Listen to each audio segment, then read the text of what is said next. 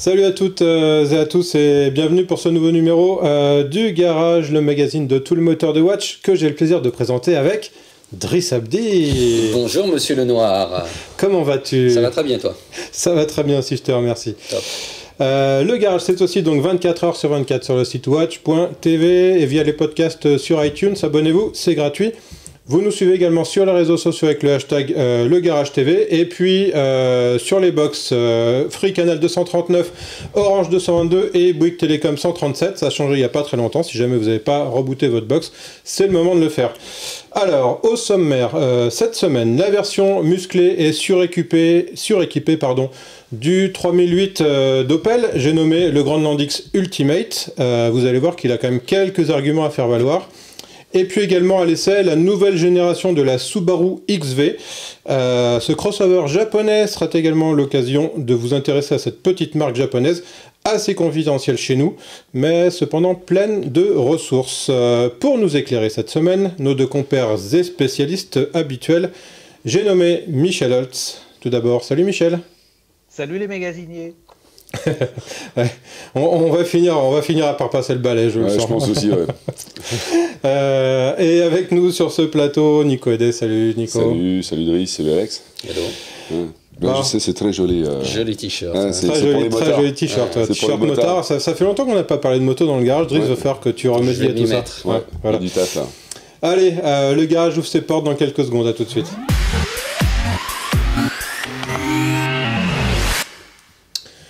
Voilà, vous le savez, donc le Grandland X, c'est la version Opel du Peugeot 3008, un design complètement différent, mais le même châssis, les mêmes trains roulants, les mêmes moteurs. Opel arrive avec une version Ultimate de ce SUV. Qu'est-ce qu'il a pour lui, ce Grandland X Ultimate? On va découvrir ça tout de suite. Quoi? Qu'est-ce qu'il a? Qu'est-ce qu'il a d'abord? On se le demande. Allez, go.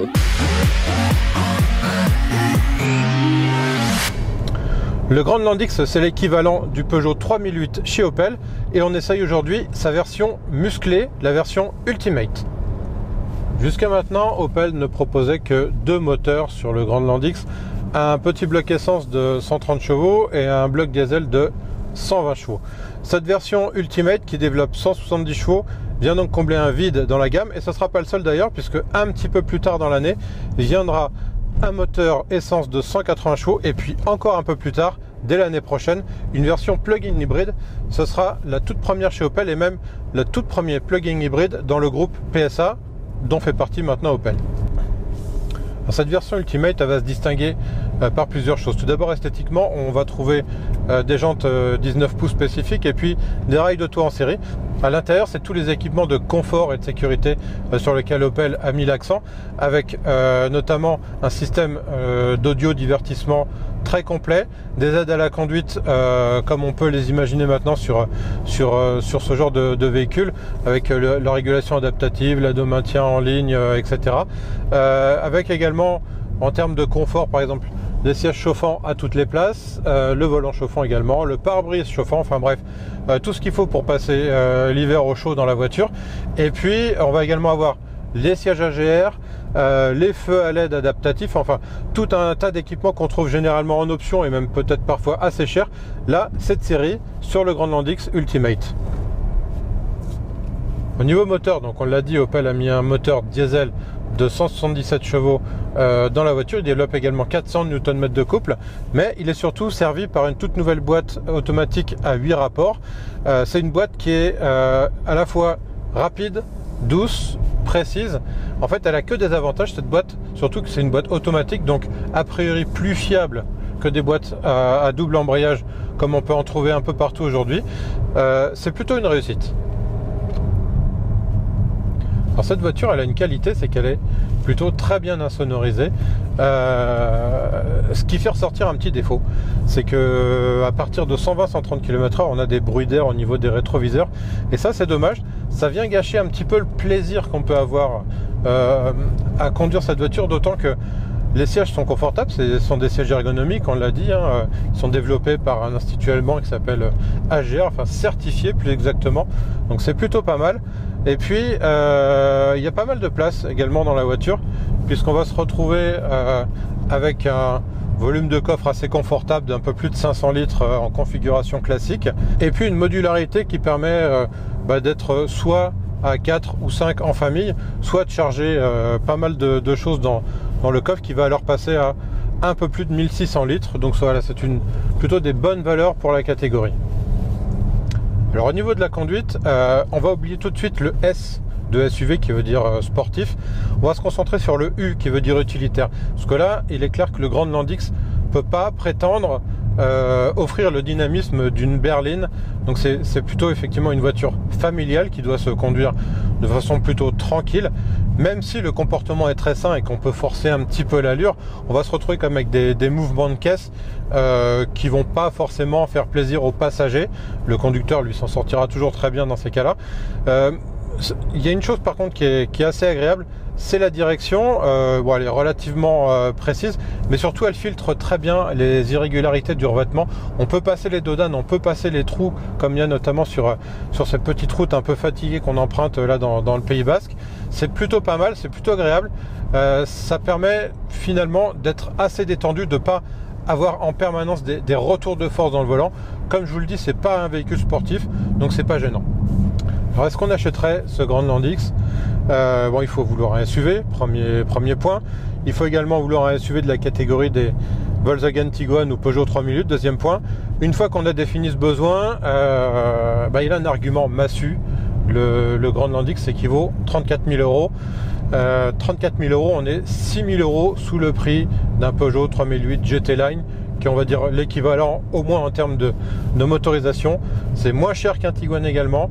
Donc avec cette différence de tarif, on doit pouvoir mettre, je pense, à peu près toutes les options disponibles au catalogue d'Opel et faire un SUV à son image. Donc oui, clairement, si on cherche un SUV de cette catégorie, on peut mettre le Grandland X sur sa shortlist et vraiment passer un petit peu de temps à le configurer pour voir si on fait pas tout rentrer dans les cases et si c'est pas la meilleure affaire du moment, en tout cas de cette catégorie.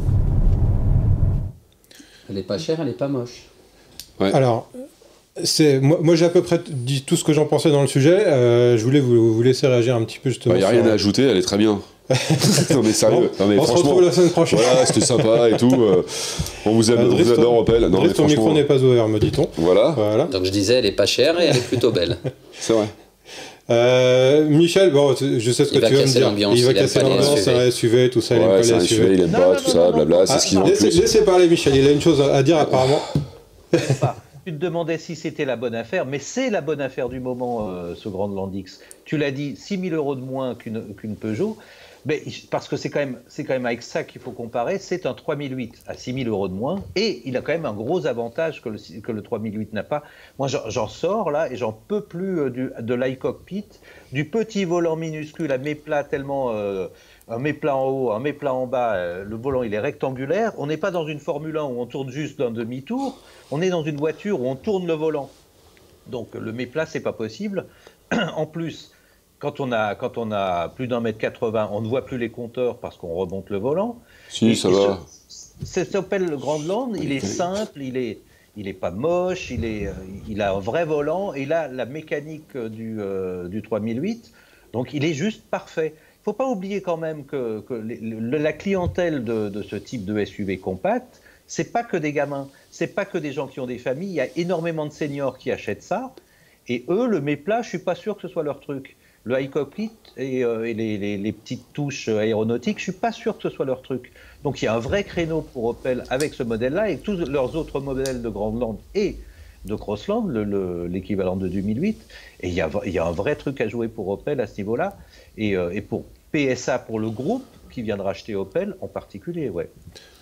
Donc tu te rends compte que tu viens d'entendre Michel dire dans la même phrase, SUV est parfait quand même. C'est dingue. Alors, mais moi je suis entièrement d'accord avec Michel sur toute son analyse, et peut-être d'ailleurs que ça va se ressentir au niveau des ventes d'occasion du 3008 parce qu'il plaît à son premier acheteur, mais effectivement, est-ce que toute cette configuration petit volant et cockpit va plaire dans la durée? Ça, c'est une vraie question. Le Grandland X, lui, va clairement éliminer ce problème. Alors, on avait envie de dire que c'était un petit peu que Opel devenait un petit peu le Skoda de Peugeot, à comme une différence près, et on le voit dans ce Grand Landix, c'est que à l'intérieur d'une Skoda, on a l'impression d'être à l'intérieur d'une Volkswagen, et là, carrément pas. C'est vraiment deux partis pris très différents. Complètement. Mais déjà, en termes de design, je trouve que il est plus classique peut-être ce Grand Landix par rapport à un 3008, mais ce que je trouve bien, c'est que comme il y en aura forcément moins que des 3008, on n'aura pas cet effet de lassitude qu'on a souvent avec les Peugeot, les voitures françaises en France de surcroît, c'est qu'au bout de 2 ans, au bout de 3 ans, c'est bon, on en a partout, quoi. Et on en est gavé presque. Et je pense qu'en termes de code d'occasion, ça va jouer aussi. C'est que là, il y a un côté think different au niveau du produit. Il y a un style un peu différent. L'intérieur est différent aussi. Alors je crois que le confort est pas le même. Il est un peu plus, orienté route en fait. Ouais. En termes de, même s'il nous annonce que les suspensions n'ont pas été modifiées, je trouve qu'il y a une petite différence par rapport au 3008 quand même. Oui, il va prendre des mouvements de caisse un peu différents, mais c'est une voiture qui reste relativement confortable. C'est une voiture qui est faite pour rouler, hein, vraiment. Elle n'est pas forcément à l'aise sur les petites routes qu'on a empruntées pendant l'essai, mais c'est plutôt sympa. On est pas mal. Vous parlez de l'occasion, il y a un truc important, hein, c'est que neuf, ça vaut 6 000 € de moins. Oui, donc ça peut faire une grosse différence. Hein. Tu dis je rajoute un peu et j'ai du neuf. Alors exactement. Et il y a un programme d'options qui est hyper réduit. Il y a quasiment rien en fait en options. Il y a la peinture, quelques ajustements. On peut choisir entre les rails de toit ou le toit panoramique, mais en gros voilà, c'est tout. Hein. La voiture est complètement équipée. Donc à part les équipements spécifiques à Peugeot et son iCockpit, il n'y a pas grand-chose de différence, hein, franchement. Ok. Bon bah je crois que c'est clair. J'ai cru que tu voulais réagir là-dessus. Non, d'accord. Michel, un dernier truc à dire sur ce Skoda, Grand Landix. Moi je me demandais simplement, mais j'ai pas la réponse, si chez Opel ils essayent d'avoir l'autorisation de faire une version 5008, c'est-à-dire un break sur le 3008, un peu rallongé. Là aussi, ça peut cartonner. Ouais. Et alors, il y a ce qu'Opel ne fait pas, pour l'instant en tout cas, c'est mettre l'accent sur l'allemand fabriqué en France. Ça a réussi à Toyota, ça a réussi à Smart. Et bizarrement, il y a quelques marques qui ne communiquent pas en France sur le Made in France. Opel, pour l'instant, fait partie. Peut-être que ça changera. Je suis pas sûr que Peugeot soit tout à fait d'accord sur le concept aussi. Parce qu'ils ont des voitures à vendre aussi. Hein, donc, je pense que c'est deux clientèles différentes. Quoi. Ouais. C'est un peu le même phénomène qu'on constate chez Nissan pour la Micra, qui est fabriquée en France, mais je pense que Renault freine là-dessus pour pas faire du mal à sa Clio, qui elle n'est presque plus fabriquée en France. Donc du coup, les choses se mélangent un peu. Et la 208, je crois aussi. Allez, on va partir à la niche. En tout cas, dans une niche, la Subaru XV. C'est pas vraiment un SUV, c'est pas vraiment un break, c'est pas vraiment une berline, c'est un crossover. Toute nouvelle plateforme chez Subaru. La Subaru XV donc revient en 2e génération. Une voiture atypique qui est plutôt intéressante.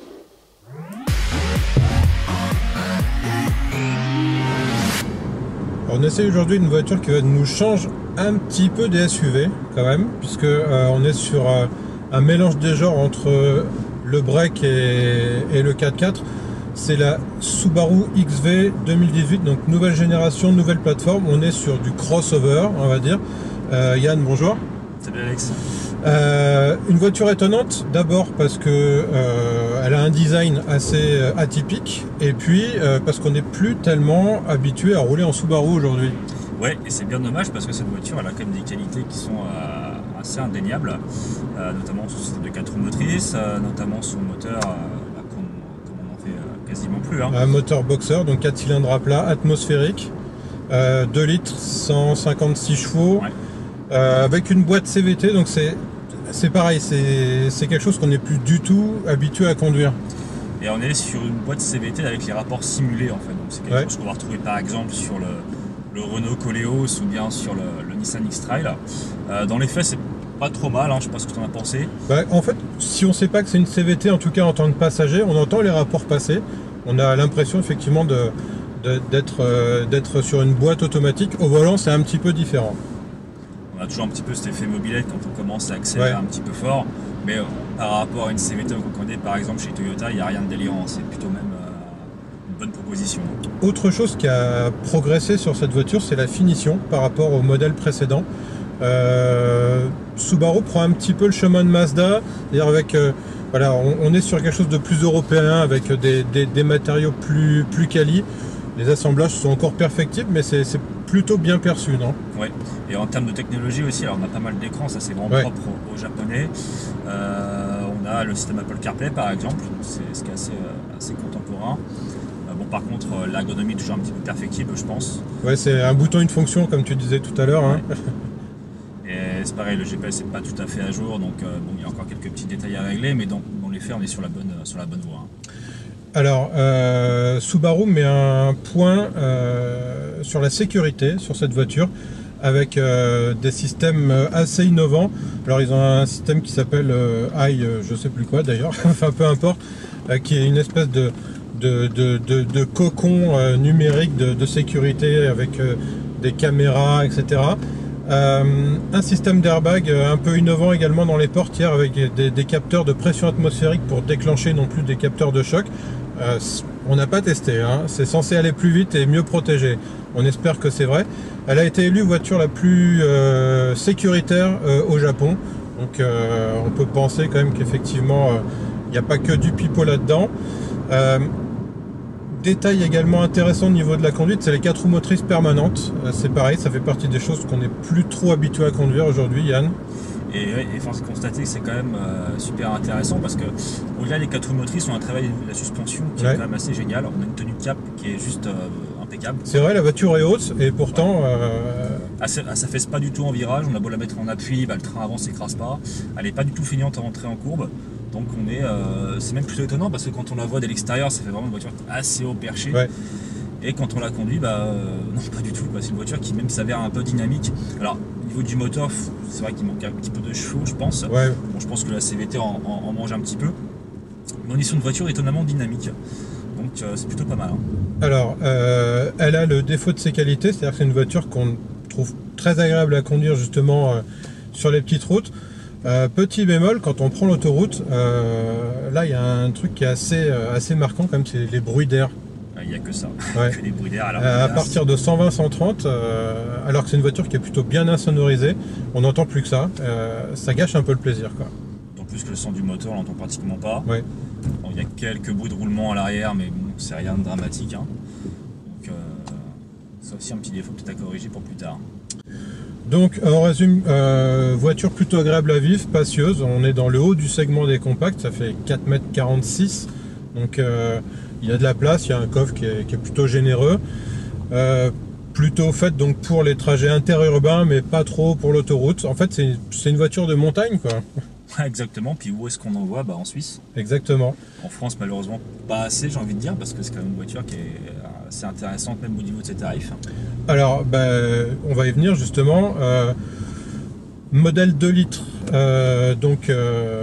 finition exécutive, c'est le haut du panier, il n'y a pas d'option à part la peinture métal, c'est très très bien équipé, on l'a dit. On est à 32 000 € hors malus, le malus c'est quand même là, c'est 3 000 €, un peu plus de 3 000 €. Avec tout ça, donc on est autour de 35 000 €. Finalement, c'est cher dans l'absolu, mais dans le segment, c'est pas délirant, quoi. Non, pas du tout, parce que bon, si on va chercher la concurrence allemande, bon, c'est même pas la peine d'aller pour 35 000 €. On a à ce niveau d'équipement, on n'a rien, c'est clair. Du côté des françaises, les breaks, ça n'envahit plus trop le marché. Il faut attendre d'être à 500 000 breaks, mais bon, il n'y aura peut-être pas 4 motrices. C'est clair. Et elle sera sûrement au-dessus de 40 000 €. Donc sur le segment, il n'y a pas grand-chose maintenant. Donc on la mettrait sur la liste si on voulait acheter un crossover 4x4. De toute façon, on n'aurait pas beaucoup le choix en fait. Hein. Non, du tout. Donc c'est plutôt oui. C'est plutôt même largement oui, hein, surtout si vous habitez en montagne. Alors voilà, une marque qu'on a vraiment plus l'habitude de voir en France. Alors parler de cette Subaru XV, ça va être un petit peu aussi l'occasion de parler de la marque pour le coup, parce que d'abord il y a cette nouveauté, il y a l'Impreza qui revient aussi. On va d'abord parler un petit peu de cette XV. Nico, je sais que tu avais essayé le premier modèle, pas celle-ci. Alors c'est la même couleur d'ailleurs. C'était la même couleur. C'était la même couleur. Je sais pas. Orange, ils adorent l'orange. Ouais, c'est bien. Hein, on voit bien dans la neige. Mais ouais, c'est pratique pour filmer et tout. Ça c'est génial. Ça évite d'avoir un truc. Absolument. C'est très bien. Mais Michel, toi qui es un analyste reconnu du marché, qu'est-ce qui fait que Subaru a tant de mal que ça en France aujourd'hui à vendre des voitures? C'est moins de 1000 voitures par an, Subaru. Et encore, c'est réparti dans des coins perdus du territoire. Hein. La semaine dernière, vous aviez inauguré une nouvelle rubrique de la SPA de l'automobile, c'est-à-dire des marques abandonnées. On avait le Mitsubishi Eclipse et là, on a le Subaru XV. C'est invendable, c'est juste invendable. Et c'est pas de la faute de ces marques-là, c'est qu'on est en France et les importateurs de ces deux marques chez nous s'arrachent les cheveux. C'est pas possible. À ce prix-là, un SUV compact, à ce prix-là, en 4 roues motrices permanentes, avec ce qui consomme en plus, avec. Mais ça consomme pas grand-chose. Ce qui consomme aussi. Oui, enfin, on est quand même. Moi, j'avais fait comme Nico le précédent et je tournais quand même à 9-10 litres. Et ouais. sans être enrageux. Et donc, je vais juste préciser, j'ai fait avec cette voiture 7 litres et demi. Voilà. Donc c'est pas une voiture qui consomme énormément, mais je te laisse continuer. Et oui, la marque n'est pas représentée ou très très peu, il y a peu de concessionnaires et on arrive avec une voiture malucée à 3 000 €, à plus de 35 000 €, alors qu'on a 10 000 € de moins chez d'autres concurrents. Encore une fois, les 4 roues motrices, ça intéresse personne à part 3 médecins en montagne, donc il y a un vrai problème. Mais cela étant, poser tout ça à plat, le précédent modèle, et Nico peut le confirmer, c'est pas un SUV, c'est une voiture. C'est une vraie voiture. Subaru le vend pas comme un SUV. Hein. Oui, alors ils ont peut-être pas pris le pli des autres constructeurs non plus là-dessus. Hein. Subaru le vend comme un crossover, et c'est vrai qu'on est moins haut que dans un SUV, on est plus haut que dans un break. Donc, c'est le cas de tous les SUV de tous les constructeurs aujourd'hui. Une 2008, on te le vend comme un SUV, alors que c'est un ancien crossover. Le 3008, c'est pareil.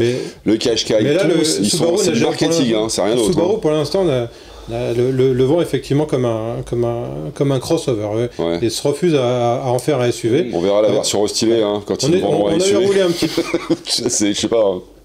T'avais roulé un petit peu dedans, l'Alpe d'Huez, je me souviens. Mais et là même, à cet endroit-là, alors que il y avait pas mal de SUV dans la concurrence, des véhicules qu'on essayait, Subaru disait c'est un crossover. Alors, il y a quand même beaucoup d'arguments pour cette voiture. Michel a fait un petit peu le tour des arguments contre, et c'est vrai que c'est une voiture qui est un petit peu à l'écart sur le marché. Maintenant, Subaru a trouvé une astuce assez intéressante. Ça peut peut-être faire pencher la balance. Il y a un malus de 3 000 €, on l'a dit. Mais pour tous ces nouveaux véhicules qui sont équipés du système EyeSight, là, qui est l'espèce de cocon numérique dont je parlais pendant le sujet, Subaru va offrir l'assurance Tourix pendant 3 ans aux acheteurs de la voiture. C'est quand même intéressant. C'est innovant, ça, comme idée marketing, Michel. C'est innovant. C'est un peu compliqué à mettre en place parce que la plupart des gens c'est comme ta banque. C'est difficile de changer de banque, c'est difficile de changer d'assureur. Les gens le font très très peu. Avant ce XV, le marketing chez Subaru avait décidé d'offrir le malus, et je pense que c'est beaucoup plus simple à mettre en place. Voilà, le malus, ils le prennent en charge pour les deux tiers, enfin un tiers importateur, un tiers concessionnaire, et puis un tiers pour le client. Alors c'est une politique aussi qu'on connaissait déjà dans le groupe Frey, qui est importateur de Subaru, Subaru France et le groupe Frey. Le groupe Frey, c'était Hyundai il y a quelques années. Absolument. Hyundai avait aussi, suite à Kia avec leurs 7 ans, Hyundai offrait 5 ans kilométrage illimité. Et c'était le groupe Frey aussi. Ils aiment bien, ils sont des assureurs eux-mêmes, et ils font des partenariats avec des assurances. Donc ça reste de l'assurance finalement, faut pas oublier. C'est jouable, c'est pas impossible à monter non plus. Non, absolument. Puis je pense qu'ils ont des statistiques sur les propriétaires de Subaru qui montrent que certainement il n'y a pas un gros risque à assurer un propriétaire de Subaru. Puis il n'y a pas un parc roulant démentiel non plus. Bon. Exactement. Ouais. Je me demandais une chose, moi, on parlait tout à l'heure du Skoda de Peugeot. Moi, je me demandais si Subaru souffrait pas un petit peu du syndrome Lancia. C'est-à-dire une image qui a été construite sur le rallye avec des Impreza, des choses comme ça. Et puis aujourd'hui, des voitures qui sont ultra sages, finalement. L'Impreza STI, elle disparaît du catalogue. Il va y avoir une ultime édition de quelques dizaines d'exemplaires proposés en France. Est-ce qu'il n'y a pas un petit peu ce syndrome Lancia ? C'est complètement ça, j'ai l'impression, à une exception près, c'est que Lancia misait sur le luxe, ils y sont jamais arrivés malheureusement, mais pour se différencier d'Alfa qui était devenu une marque sportive, faut pas oublier que chez Fiat, dans le groupe Fiat, il y avait Alpha qui était sportif aussi, donc il fallait trouver une solution pour Lancia. Là, je dirais que c'est pire, parce qu'ils vont même pas dans le luxe vraiment, ils se définissent comme plus ou moins premium. Ouais, c'est de l'access premium, on va dire. Voilà, c'est de l'access premium, c'est très bien fait. Ça reste du 4x4 quoi qu'il arrive. Hein. Subaru, c'est la base de Subaru, c'est savoir faire des systèmes 4 roues motrices. D'ailleurs, donc c'est inspiré Audi pour le rallye, hein, faut pas oublier. Donc c'est vraiment, il y a très longtemps, mais toujours est-il que là aujourd'hui, c'est vrai qu'ils ont du mal. On n'est pas sur une ère de 4x4, quoi. On vend pas de 4x4 en France, comme le dit si bien Michel. Donc c'est pas évident. Michel, ton avis sur... Oui, je pense qu'on a une vision très franco-française ou même européenne de Subaru, qui dans le monde se porte pas mal du tout. Et aux États-Unis, au Canada, on en voit énormément, ça va bien. Alors, c'est en Asie, une voiture très limite utilitaire à la campagne en roulant Subaru. Puisque tu parles de ça, Michel, je vais donner les chiffres. Subaru, c'est à peu près 1 million de voitures vendues par an. C'est un groupe qui est totalement indépendant. Il y a quelques pourcents de l'actionnariat qui est chez Toyota, mais en gros, Toyota n'a aucun droit de regard sur ce que fait Subaru.